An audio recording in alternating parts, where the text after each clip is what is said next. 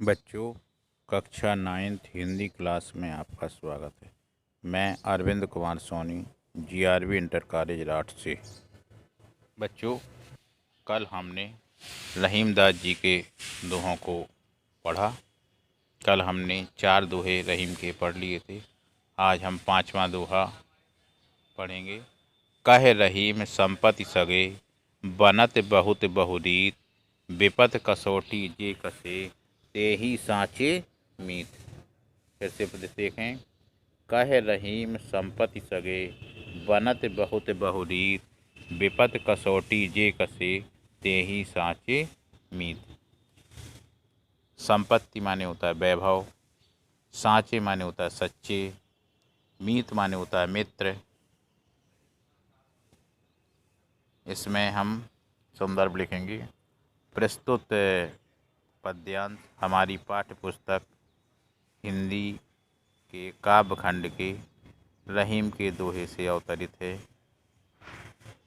इस दोहे में रहीमदास जी ने सच्चे मित्र की पहचान बताई है। फिर से सुने। कह रहीम संपत्ति सगे, बनत बहुत बहुरीत। कबीरदास जी कहते हैं, जब व्यक्ति के पास धन संपत्ति रुपया पैसा होता है तो उनके बहुत से मित्र हो जाती हैं। तरह तरह से लोग उन अपने संबंधों को बताने लगते हैं।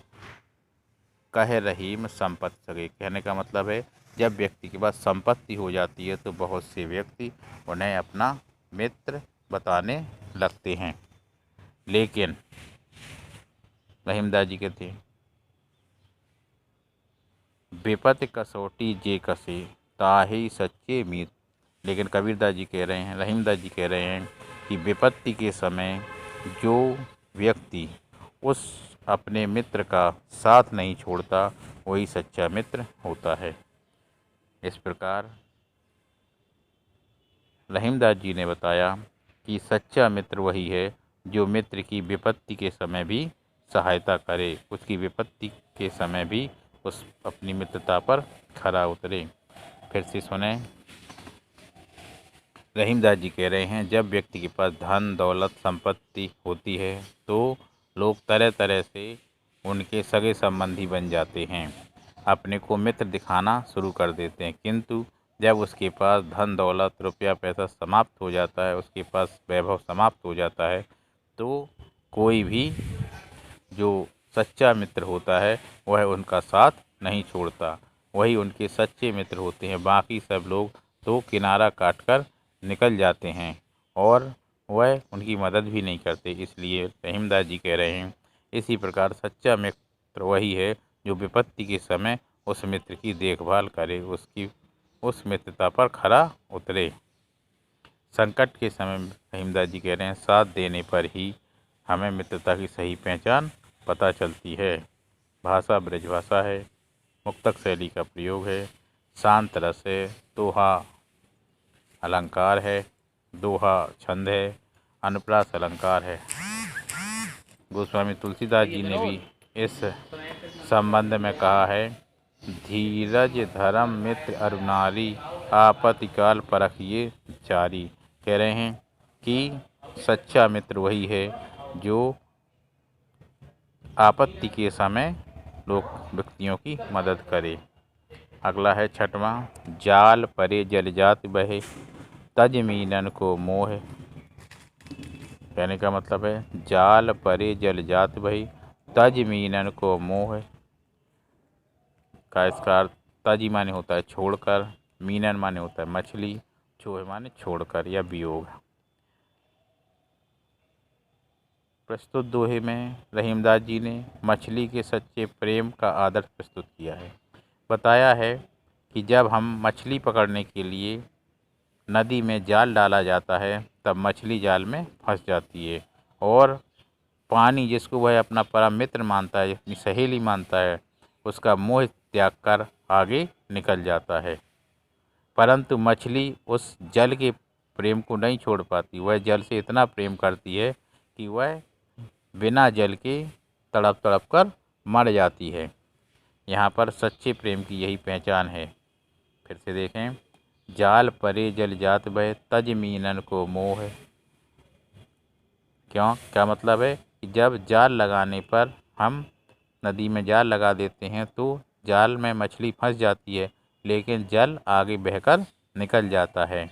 परंतु मछली जल से इतना प्रेम करती है कि वह बिना जल के तड़प कर मर जाती है। यानी सच्चे प्रेम की यही पहचान है, रहीमदास जी ने बताया, कवि ने बताया, रहीमदास जी ने। मछली के प्रेम द्वारा सच्चे प्रेम का आदर्श प्रस्तुत किया गया है।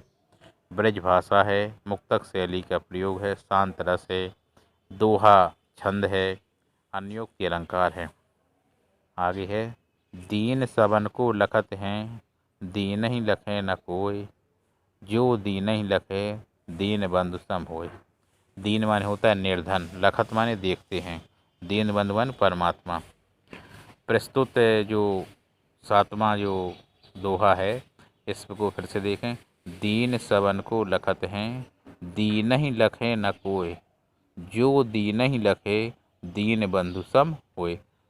रहीमदास जी कह रहे हैं कि यहाँ पर गरीब व्यक्तियों या निर्धन व्यक्तियों के प्रति प्रेम करने वाला उसके लिए परमात्मा के समान होता है।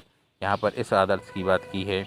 रहीमदास जी कहते हैं कि निर्धन व्यक्ति तो सबकी ओर आशा भरी निगाह से देखता है कि कोई उसका सहयोग कर दे। उसकी इस विपरीत अवस्था में कोई उसकी ओर ध्यान नहीं देता, लेकिन किसी का ध्यान उस ओर नहीं जाता, सब उसकी उपेक्षा करते हैं।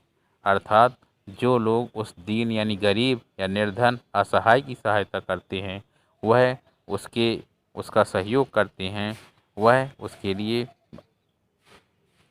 भगवान के समान होते हैं, दीन बंधु के समान होते हैं। इसको ऐसे भी देख सकते हैं,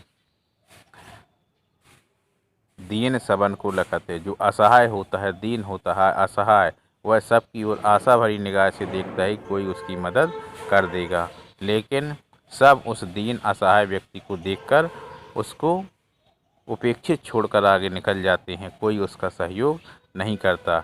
लेकिन रहीमदास जी कह रहे हैं, जो उस असहाय उस दीन व्यक्ति की सेवा करता है, उसकी सहायता करता है, वह उसके लिए भगवान के समान हो जाता है। इसको हम ऐसे भी समझ सकते हैं कि जैसे एक्सीडेंट हो गया, कोई व्यक्ति घायल मरणासन्न अवस्था में पड़ा हुआ है और वह सबकी ओर आशा भरी निगाह से देखता है कि कोई मेरी मदद कर देगा, लेकिन सब इस डर के कारण कि कहीं मैं किसी झमेले में ना फंस जाऊं, किसी ऐसी स्थिति में ना फंस जाऊं कि मुझे इसका खामियाजा भुगतना पड़े, इसलिए उसकी कोई मदद नहीं करता। लेकिन उस असहाय उस घायल की जो व्यक्ति मदद करता है, वह उसके लिए भगवान के समान हो जाता है। यानी यहाँ पर रहीमदास जी ने निर्धन व्यक्तियों के प्रति सहानुभूति और प्रेम को प्रदर्शित करने की बात बताई है। भाषा ब्रज भाषा है, मुक्तक शैली का प्रयोग है, दोहा छंद है, शांत रस है। प्रीतम छवि, अगला देखें, प्रीतम छवि नैनन बसी, पर छवि कहाँ समाए, भरी सराय देख पथिक आप फिर जाए। देखिए, प्रीतम छवि नैनन बसी, रहीमदास जी ने इसमें भी परछाई, पर छवि माने होता है दूसरों की सुंदरता, सराय माने हो यात्रियों का ठहरने का स्थान, फिर जाए माने लौट जाता है। रहीमदास जी ने भी इस दोहे में अपने ईश्वर के प्रेम की अनन्यता पर प्रकाश डाला है। उन्होंने बताया है, प्रीतम छवि नैनन बसी, पर छवि कहाँ समाए। रहीमदास जी के मेरे नेत्रों में मेरे परमात्मा रूपी प्रियतम का जो सौंदर्य समाया हुआ है, उस सौंदर्य से ही मैं अपने आप में तृप्त हूँ। मुझे अब किसी दूसरे सौंदर्य के लिए मेरे नेत्रों में कोई स्थान नहीं है। उसी तरह से जिस तरह से भरी सराय रहीम लखी पथिक आप फिर जाए, उसी तरह से जिस तरह भरी हुई सराय या धर्मशाला को देखकर यात्री वहाँ से स्थान ना पाकर स्वयं ही लौटकर अन्यत्र चला जाता है।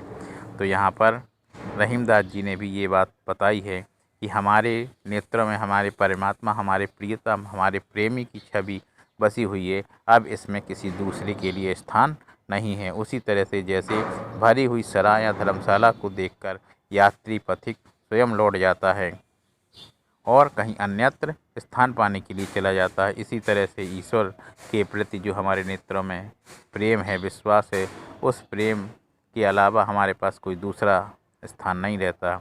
एक निष्ठ प्रेम की बात यहाँ पर कवि रहीमदास जी ने बताई है। भाषा ब्रज भाषा है, मुक्तक शैली है, श्रृंगार और शांत भक्ति शांत रस है, दोहा छंद है। रहीमदास जी यहाँ पर कबीरदास जी भी यही भाव बताते हैं। जब तक संसार में मन के प्रति आसक्ति है, तब तक मन उसी प्रभु में लगा रहता है। जब लग नाता जगत का, तब लग भक्ति न होए। कहने जब तक हमारे अंदर इस संसार के प्रति आसक्ति नहीं होगी, तब तक हम उस भगवान के प्रेम में मन नहीं लगा सकते, उनकी भक्ति नहीं कह सकते हैं। अगला है रहीमन धागा प्रेम का, मत तोड़ऊ चटकाए गांठ। रहीमन धागा प्रेम का, रहीमदास जी कहते मत तोड़ऊ चटकाए। अगर प्रेम रूपी धागा है, तोड़ऊ माने तोड़कर, जोड़े माने जोड़ता है। रहीमदास जी यहाँ पर कह रहे हैं, यहाँ पर प्रेम के संबंधों को कभी समाप्त नहीं करना चाहिए, इस बात को यहाँ पर उन्होंने बताया है। रहीमन धागा प्रेम का, मत तोड़ऊ चटकाए का मतलब यहाँ पर है, रहीमदास जी कह रहे हैं प्रेम रूपी धागा को हमें चटका कर मत तोड़ना नहीं चाहिए। यानी जिस प्रकार एक धागा एक बार टूट जाता है तो वह फिर नहीं जुड़ता, उसमें हमें गांठ लगानी पड़ती है और उसमें गांठ पड़ जाती है। उसी प्रकार प्रेम संबंध एक बार यदि टूट जाए तो उसका जोड़ना बहुत ही कठिन होता है। यानी इसको ऐसे भी समझ सकते हैं, एक बार हम किसी व्यक्ति का विश्वास तोड़ दें तो उस पर विश्वास जमाना बहुत ही कठिन हो जाता है। कोशिश करने पर भी वह संबंध तो जुड़ता है, लेकिन उसमें दरार पड़ जाती है। उसी तरह से जिस तरह से धागे में गांठ पड़ जाती है, पहले जैसी बात नहीं रहती। व्यक्ति एक दूसरे के प्रति विश्वास नहीं रखता, उतना जो प्रेम संबंध पहले रहता है वो बाद में उतना प्रेम संबंध नहीं रहता, क्योंकि उसे वह पुरानी बात याद आती है। और एक समय था कि जब इस मित्र ने मेरे साथ दुर्व्यवहार किया था, मेरे साथ ऐसा व्यवहार किया था, ये बात जैसे ही उसे याद आती है तो उसके मन में उनके प्रति घृणा का भाव भर जाता है। इसलिए रहीमदास जी कह रहे हैं कि हमें अपने प्रेम रूपी संबंध के धागे को नहीं तोड़ना चाहिए, क्योंकि यदि अगर एक बार वह टूट जाए तो वह जुड़ता नहीं है। उनका कहना है प्रेम संबंध बहुत ही कोमल होते हैं, इन्हें बहुत ही सावधानी पूर्वक बचाए रखना चाहिए। भाषा ब्रज भाषा है, शांत रस है, दोहा छंद है, रूपक अलंकार है। अब बच्चों हम अगला कल पढ़ेंगे। धन्यवाद।